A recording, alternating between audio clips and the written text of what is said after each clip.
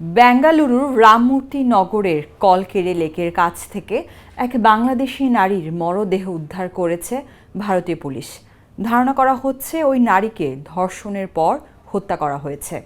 ভারতীয় সংবাদ মাধ্যম হিন্দুস্তান টাইমস এক প্রতিবেদনে জানায়, গত শুক্রবার ২৪ জানুয়ারি বেঙ্গালুরুর রামমূর্তি এলাকার কলকেরে লেকের কাছ থেকে ওই বাংলাদেশি নারীর মরদেহ উদ্ধার করা হয়। স্থানীয় পুলিশ বলছে, প্রাথমিক তদন্তে এটি ধর্ষণের পর হত্যা বলে মনে হচ্ছে।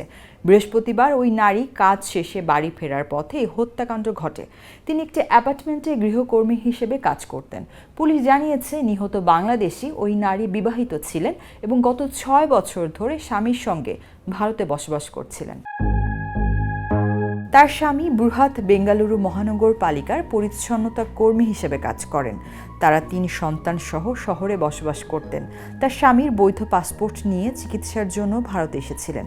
পুলিশের প্রাথমিক তদন্ত থেকে জানা যায়, বৃহস্পতিবার কিছু ব্যক্তিগত কাজে তার দেরি হতে পারে জানিয়ে সে তার সহকর্মীকে আগে চলে যেতে বলেন।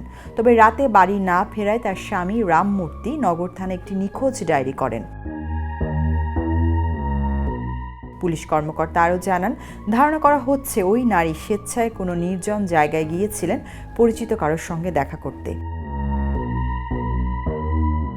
এদিকে ঘটনার খবর পাওয়ার পর বেঙ্গালুরুর পূর্বাঞ্চলীয় বিভাগের deputy commissioner of police DCP Devaraj forensic বিশেষজ্ঞ ডগ স্কোয়াডকে নিয়ে ঘটনাস্থল পরিদর্শন করেন।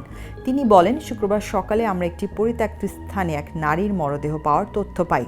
প্রাথমিকভাবে তদন্ত করে জানা গেছে, তার মাথায় গুরুতর জখমের চিহ্ন ছিল এবং তাকে ধর্ষণের পর হত্যা করা হয়েছে। এটি একটি নিষ্ঠুর অপরাধ। ঘটনা তদন্ত শুরু করা হয়েছে বলেও জানান তিনি।